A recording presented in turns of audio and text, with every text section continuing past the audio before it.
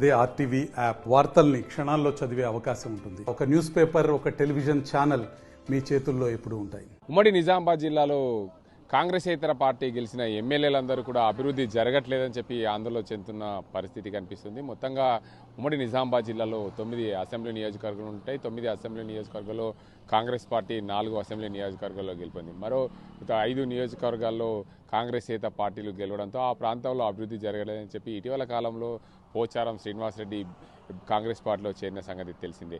మరోవైపు ఇప్పటికే బీజేపీ ఎమ్మెల్యేలు ఉన్న నియోజకవర్గాలు, అదేవిధంగా ఆర్మూరు, నిజామాబాద్ అర్బన్, అదేవిధంగా చూసుకుంటే కామారెడ్డి నియోజకవర్గం, ఈ నియోజకవర్గంలో అభివృద్ధి జరగలేదని చెప్పి ప్రతిసారి ఎమ్మెల్యేలు సీఎం రేవంత్ రెడ్డిని కలుస్తున్న పరిస్థితి నెలకొంది.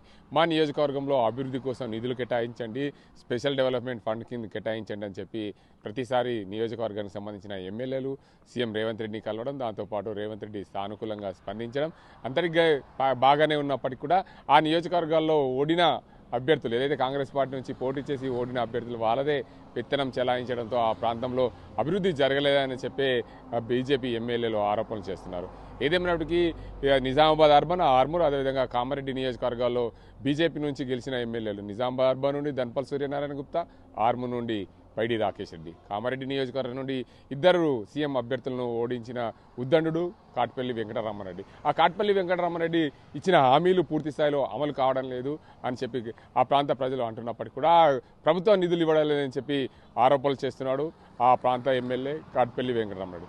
ఏదేమైనప్పటికీ ఉమ్మడి నిజామాబాద్ జిల్లా వ్యాప్తంగా చూసుకుంటే ఇటు బీజేపీ ఎమ్మెల్యేలు, మరోవైపు బీఆర్ఎస్ పార్టీ నుంచి గెలిచిన ఎమ్మెల్యే గతంలో మంత్రిగా పనిచేశారు. ప్రస్తుతం బాల్కొండ నియోజకవర్గం నుంచి ప్రాతినిధ్యం వహిస్తున్నారు వేముల ప్రశాంత్ రెడ్డి. వేముల ప్రశాంత్ రెడ్డి నియోజకవర్గం కూడా అభివృద్ధి పనులు జరగడం లేదు. గతంలో చేసిన అభివృద్ధి తప్ప ఇప్పుడు ఎక్కడ కూడా అభివృద్ధి కోసం ప్రభుత్వం నిధులు ఇవ్వడాలని చెప్పి ఆరోపణలు చేస్తున్న పరిస్థితి అయితే నెలకొంది.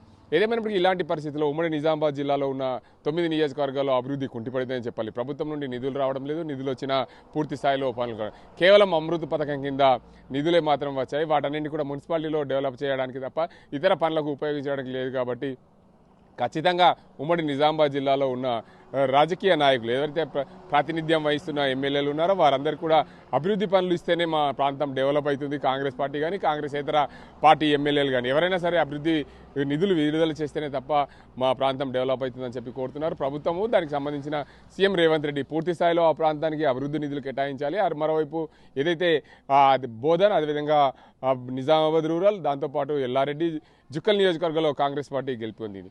ఆ ప్రాంతంలో అభివృద్ధి నిధులకు కొరవలేదన్నప్పటికీ కూడా మరోవైపు బాన్స్వాడ నియోజకవర్గం నుండి కాంగ్రెస్ పార్టీలో జాయిన్ అయిన పోచారం శ్రీనివాసరెడ్డి ఉన్నారు. మొత్తంగా ఈ ప్రాంతంలో 5 కాంగ్రెస్ పార్టీకి సంబంధించిన ఎమ్మెల్యేలు ఉన్నారు. వీళ్ళకే అభివృద్ధి జరుగుతుంది తప్ప కాంగ్రెసేతర పార్టీకి ఎమ్మెల్యేలకు అభివృద్ధి జరగడం లేదని చెప్పి వారు ఆరోపణలు చేయడం, దీనికి అంతటి కూడా ప్రాధాన్యత సంతరించింది. ఏదేమైనప్పటికీ ప్రభుత్వం ఈ పూర్తి స్థాయిలో ఇక్కడ ఈ ప్రాంత ప్రజలకు నిధులు అందివ్వాలని చెప్పి వారు అదైతే కోరుతున్న పరిస్థితి నెలకొంది. ఇది ఇక్కడ పరిస్థితి. కెమెరా అజీంతో గంగారెడ్డి, ఆర్టీవీ నిజామాబాద్. మరిన్ని వీడియోస్ కోసం ఛానల్ ని సబ్స్క్రైబ్ చేయండి, లేటెస్ట్ అప్డేట్స్ కోసం వాట్సాప్ ఛానల్ ని ఫాలో చేయండి అండ్ లింక్ డిస్క్రిప్షన్ లో ఉంది.